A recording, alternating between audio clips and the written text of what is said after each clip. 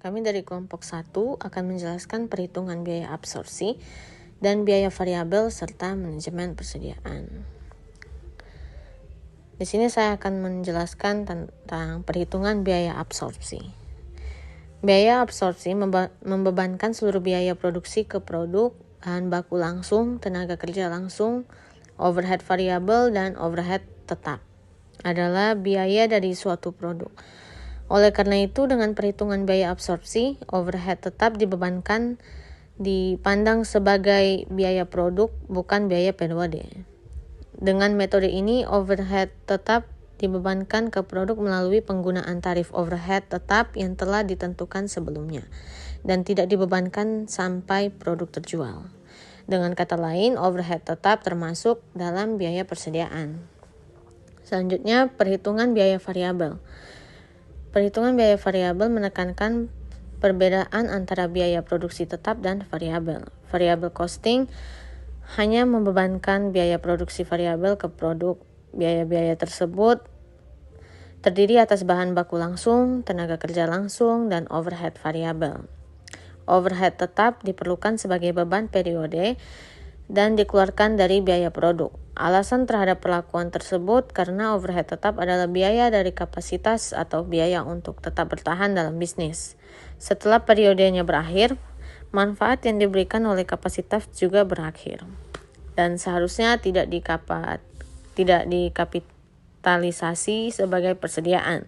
Dengan perhitungan biaya variabel, overhead tetap dipandang sebagai berakhirnya manfaat pada periode tersebut dan dibebankan ke pendapatan dari periode tersebut. Materi yang kami jelaskan, yang ketiga tentang perbandingan metode perhitungan biaya variabel dan biaya absorpsi. Prinsip-prinsip akuntansi berterima umum atau yang sering disebut GAAP mensyaratkan perhitungan biaya absorpsi untuk pelaporan bagi pihak-pihak di luar perusahaan. Financial Accounting Standard Boards, Internal Revenue Service, dan regulator lainnya tidak menerima perhitungan biaya variabel sebagai metode perhitungan biaya produk untuk pelaporan bagi pihak-pihak di luar perusahaan. Namun, perhitungan biaya variabel dapat memberikan informasi biaya yang penting untuk pengambilan keputusan dan pengendalian informasi yang tidak diberikan oleh perhitungan biaya absorpsi. Untuk penggunaan internal, perhitungan biaya variabel adalah alat manajemen yang penting. Berikutnya tentang hubungan antara produksi, penjualan, dan laba. Hubungan antara produksi, penjualan, dan laba hubungan antara laba menurut perhitungan biaya variabel dan laba menurut perhitungan biaya absorpsi merupakan ketidakhubungan antara produksi dan penjualan berubah. Jika barang yang terjual lebih banyak dari yang diproduksi, maka laba menurut perhitungan biaya variabel akan lebih tinggi dari laba menurut perhitungan biaya absorpsi. Jika produksi lebih kecil dari penjualan, maka persediaan awal sama dengan persediaan akhir.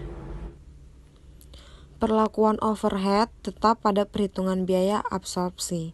Perbedaan antara perhitungan biaya absorpsi dan variabel terletak pada pengakuan beban yang berhubungan dengan overhead tetap. Menurut perhitungan absorpsi, overhead tetap harus dibedakan pada unit yang diproduksi. Mengevaluasi manajer pusat laba evaluasi terhadap para manajer sering dikaitkan dengan profitabilitas unit-unit berada dalam kendali mereka. Secara umum, jika laba diharapkan untuk mencerminkan kinerja manajerial, maka manajer berhak mengharapkan berlakunya hal-hal sebagai berikut. Ketika pendapatan penjualan meningkat dari suatu periode ke periode berikutnya, sementara faktor-faktor lainnya tetap, maka laba akan meningkat. Ketika pendapatan laba menurun dari satu periode ke periode berikutnya, sementara faktor-faktor lainnya tetap, maka laba akan menurun. Ketika pendapatan penjualan tidak berubah dari satu periode ke periode selanjutnya, sementara faktor-faktor lainnya tetap, maka laba akan tetap tidak berubah. Laporan laba rugi segmen dengan menggunakan perhitungan biaya variabel. Perhitungan biaya variabel berguna untuk menyiapkan laporan laba rugi segmen karena perhitungan ini menyediakan informasi penting mengenai beban variabel dan tetap. Sebuah segmen adalah subunit dari suatu perusahaan yang cukup penting dalam pembuatan laporan kinerja.